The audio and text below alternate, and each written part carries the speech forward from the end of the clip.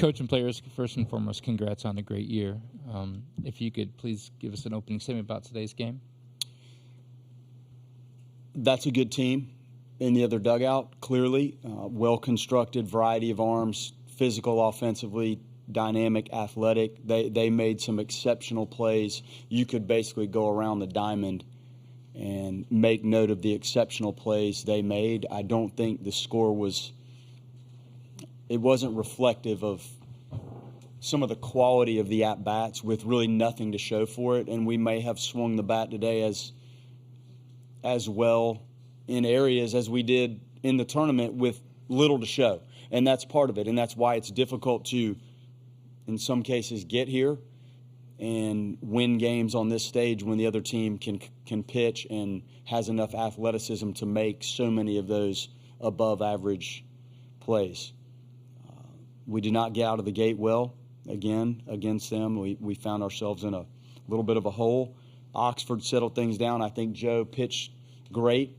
One of the longest outings of his season in career. And it was on it. The slider was good. The fastball velocity stayed there.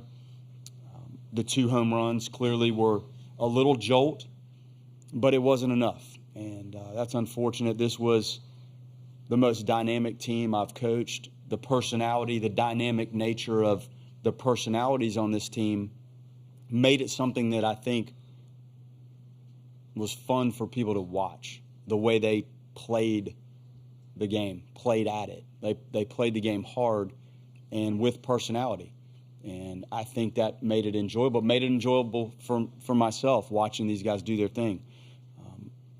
Programmatically, start of this year and winning whatever it was, 19 or 20 games in a row was clearly out of the starting blocks as good as I've ever seen. And surviving Leiter and Whitaker being down, 2 of our other pitchers never made it to the mound, and this had a really special look to it. And everybody's going to absorb some blows on the mound. If we can ever get to the bottom of some of the arm issues that we face in this sport, that would be a great day. I don't know what it is, but we all face it, and you try to absorb it and move forward, which is exactly what these guys did.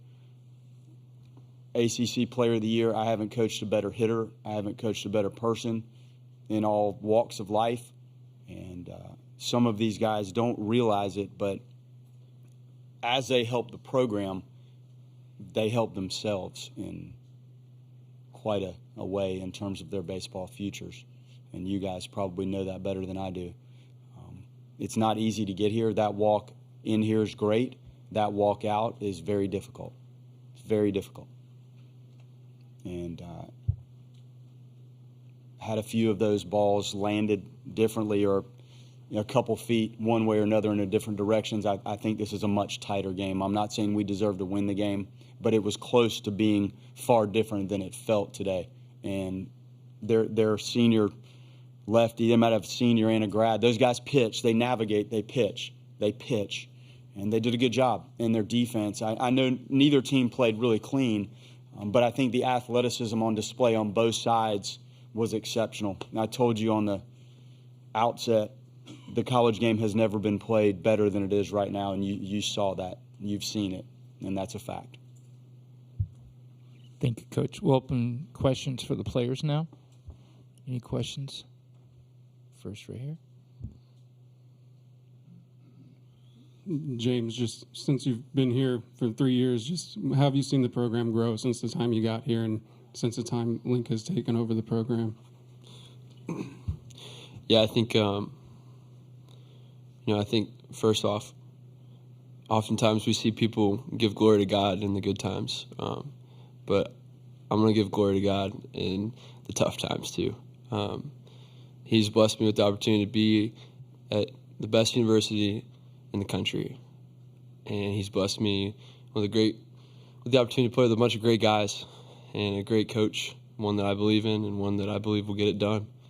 In 3 years, this program has seen quite the turn. It's been hard, it's been fun, and it's been everything in between. And I'll never be able to thank coach, the coaching staff, and all the people that have made this possible enough, for believing in me and for allowing me to be a part of it. The verse I've been preaching all year is Proverbs 16:9, and it says, "Man plans his path, but the Lord establishes his steps." And this isn't quite how I thought it would go, but I'm so blessed to be a part of this team and this year. Jake McKeever, College Baseball Central. James and Joe, there were a ton of memorable moments along the way for this Florida State team. What are some of the ones that stand out to you too?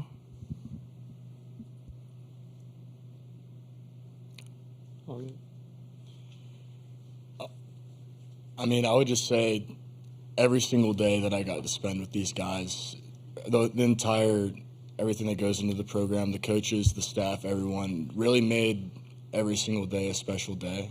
And I think that's also why we had so much success on the field, is because we really just approached every single day, day by day. And it's just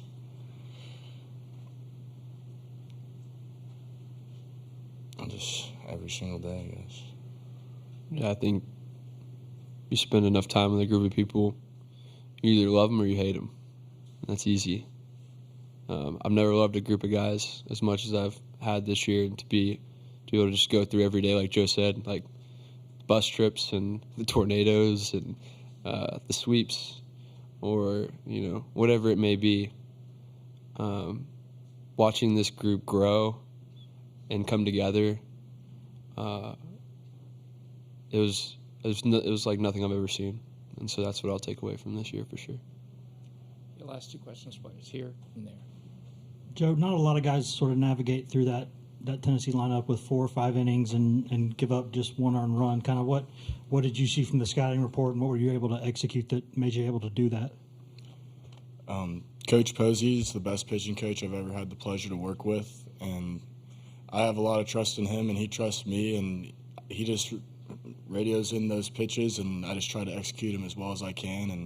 And so, I mean, the credit's got to go to the coaches that are doing all the scouting and kind of putting me in the best position to have success and make my job easier. I just got to go make those good pitches. Last question for the players. Kurt Weiler, the Osceola. Joe, your journey to get where you are now, and obviously not the ending you wanted, but what does it mean? I mean, the season you've been a part of and getting to pitch on that stage today.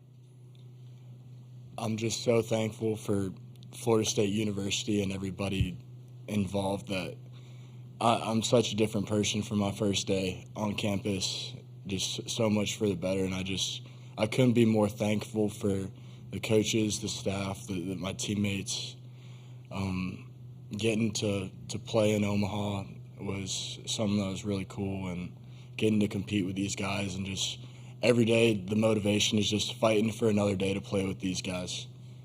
And I think that's what made it all so special, was getting to do it with these guys. James and Joe, thank you very much for your time and how you represent college baseball. We appreciate it. Thank you.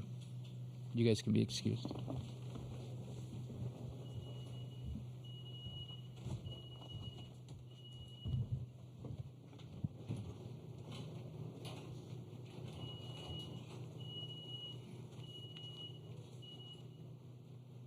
We'll open up questions for Coach. Starting right back here.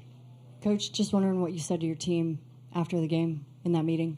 I told them they were the most dynamic group I've coached, and that goes personality, heart, the way they played, the style, the physicality of that group. It was just fun. They made every day fun, and it becomes more fun when you can stack the quality of play that we saw them stack throughout the beginning part of the season, the middle part of the season, and the postseason. It was remarkable. And there's 26 new guys on the team. There were times in coaching I didn't have 26 players on the team overall.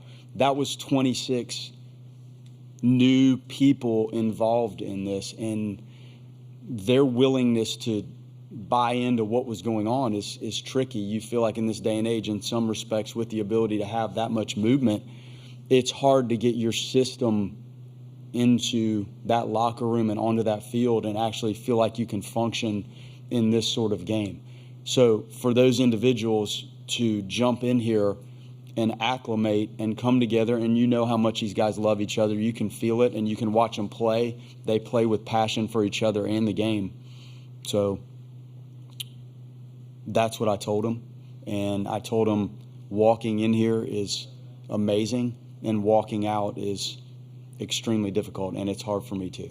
And I understand that. And we just stood there and took it in a little bit. And it was emotional, and it is so hard to get here. It's hard. It's very hard. And the challenge of getting here is equaled by how difficult it is to walk off that field. 1, 2, 3. Yeah, Link, you obviously saw Tennessee's team in 22 near this time of year, and now to see them 2 years later. What do you feel like the difference, if anything, is that's allowing them to be successful right now? I think the profile of their pitching staff was a lot different in 22. They had starters that they kind of ran at you, and then they pieced it together at the end with some guys. Some of the guys, I think, were involved in that. It seems like they can piece it together for an entire game if they need to, and don't lean on specific starting pitchers on a Friday, Saturday, Sunday to try to get you 6 or 7 innings. So the ability to onboard enough quality players to have the opportunity to extend through your bullpen if you needed to, and quite frankly, they basically did it on Friday. Sechrist pitched great today, but I think they were ready, if need be, to go get him. So it just seems like, of all the things that stand out, the construction of the pitching staff probably is the biggest difference that I noticed. Good arms, just a variety of different arms, where in that setting, I can't remember exactly who it was, Dolander, and you may know the other guys. It was more established. So you're getting these 3 guys and then the bullpen. Here, it was just the barrage of different looks, lefties, righties, deception in the delivery, really good use of the secondary pitches. It wasn't necessarily the pure velocity and the wipeout stuff that at times in 22 you probably sensed. But well constructed, and you can't map it out to know that this is how you want to do it every year. It may not, from a health perspective or personnel perspective, the draft, the things that you have to deal with to actually get to the season and endure the season, I think that's the biggest difference, is just the construction and use of the pitching staff. And Frank and Tony, they do a good job. Frank's been doing this a long time, and he navigates and calls a good game. And Tony clearly has a handle on what he's doing with that program. They're in a very good position. 1, 2, 3. Lincoln, your job as a baseball coach, how difficult can it be to try to accept things that you can't control, like balls getting laced and getting caught? And I mean, I'm sure there's a lot of things your team can't control, but at the end of the day, it's baseball. That's how hard it is to get here. You have to have so many things go correctly in these short spurt postseason events that we have in play in college baseball. It's one line out in a regional or super regional or something quirky that happens, and you're not even here. So it is part of, I guess, the beauty of the sport is sometimes the intent and how you perform in that moment when you're hitting or pitching may not always get you the result, because there are variables that are not controllable, and where you hit line drives and how hard you hit them, that's part of the beauty of the game, and I think is what makes it so unique. Now, clearly, I mean, they're positioning their players and know what they're doing. There is still a variable in it that's very difficult to control, and to watch Marco and some of the guys up and down the lineup that just absolutely, from an exit velocity standpoint, probably could do no more with not much to show. So it's the beauty of the game. It also is what makes it very difficult when you go through that and feel like at times you're doing exactly what you set out to do and the result doesn't match. Link, you felt this before as a player at Florida State, obviously as a coach too, but with those different perspectives, how does it hit in your shoes now as the head coach at Florida State? But obviously also, how do you help your team deal with what just happened and help the program use this? Well, I told the assistant coaches the other day when we were off, I said, write down everything that you feel in every one of these games, every detail that you think matters, and what type of player you have to recruit to get here consistently and then win here. When you're here, all of a sudden it's a different game. To get here, the depth on the mound is so critical. Once you're here, it's how dynamic are a handful of those arms. So it changes. So you have to build it for both. You have to have enough depth, but then you also have to make sure you have some really capable, dynamic pieces to wipe out some of the stuff that happens in these games, and the strikeout is a huge part of that. So it's very difficult to leave here, and I've had to deal with this a lot. I'm also very fortunate to have been here as a coach a couple times and with 2 programs and as a player. You try to learn every time, and the health is part of it. I'm sure if you ask any of the coaches, they had some really tough injury losses. How do you overcome that? I think about the fall all the time. What do you do with some of these arms in the fall? When you look at what we have coming back and what we have coming in, it's got a chance to be really special on the mound. How do you handle that? So you're reflecting on how you get your work, how you keep them healthy, when do you push them, when do you back off, how do you manage your preseason, how do you structure who pitches in the middle of the week and your relief stuff. It's a complicated thought process for me to try to build it correctly. So as I've gone through it, as a player, it was always, what can I do better to make sure when my number's called at the plate, in the field, helping lead a team, that I can get it done. And then as a coach, you have a very similar feeling to walk out of there. It's eerily similar, but you're looking at different issues to try to solve so that you can get it right.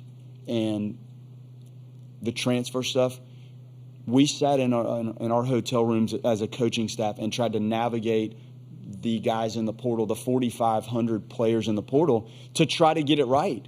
And it's more clear when you're in this moment here playing in it, can that guy help you? Is that guy what we need? So you're trying to solve it as a coach, and how you build and how you teach and how you manage the team and strategize it and call pitches and run an offense. It's different than what you were doing as a player, clearly, but the feeling of it is equally as difficult in both respects. Last couple, 1, 2, and 3, and that'll be it. Like, just what went into the decision to start John, and how tough of a decision is it? Sorry, with Jamie on only 4 days rest, was that an option for you at all, or was it just a? We talked to him. He was not ready to go. He wasn't really ready to go.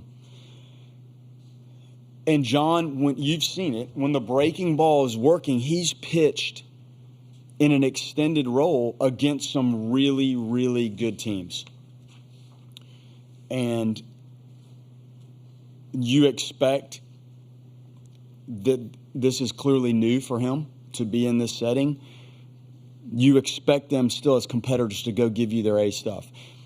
Now, we didn't get off the bag real well on Burke's ball. Cantu did, but we looked flat-footed. We didn't handle the ground ball at third to turn a double play. So there were some self-inflicting moments that really didn't give us much of a chance to feel like we could let him try to work through it.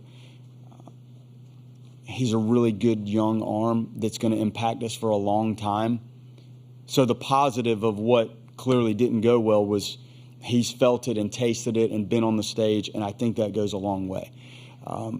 Could you start Oxford? Whitaker? We didn't want to start Whit, and we've asked a lot of him. We were trying to pick a moment where maybe he could help us in a short spurt. We thought Johnny could extend. He's been extended, and maybe he could give us 45, 50, 60 pitches. And we didn't support him enough out of the gates. Hey, sorry, we just got time for one more right here. From a year ago, 23 wins to now 49, I guess, going in now to this offseason, how do things change to go from being here to try to be here again, or is it trying to find the same approach of just the right guys and the right fits and things like that? Well, when you can acquire some experienced freshmen, that helps. And I think the guys going into their sophomore year that have played and have felt it. So you get a little time, when you onboard a grad student or somebody has 1 year, the turnover's coming. So I like what we've done. Now, we need Leiter to be healthy. We need Jamie Arnold to be healthy. And we've got some good young arms coming in, some JUCO guys. We've gotten 3 transfer arms out of the portal. There's other pieces that we need to add when you look at the puzzle and where do we need to fit those athletes. So how I felt a year ago when I looked at what we needed to try to grab and how I feel now you're grabbing what you think gets you the trophy here. Last year, you're trying to build a competitive roster that's more athletic, that has some depth, that had some left-handed bats, that had some better arm options. Now, and that's why I told the coaches, right, think about everything you feel like you need right now. Some of it may be out there and available. When you were able to grab some younger players, now as opposed to last year, there's some guys that walk back in knowing exactly what's going on in the program and what it's like to run through an ACC tournament and do well, and the regional and do really well, and the super regional and do well, and compete here. So totally different feel, but my mindset has not changed. It is what can we do to figure out a way to win this, including trying to keep the guys healthy on the mound. Coach, again, thanks for everything you do for college baseball, and we appreciate your time. Thank you.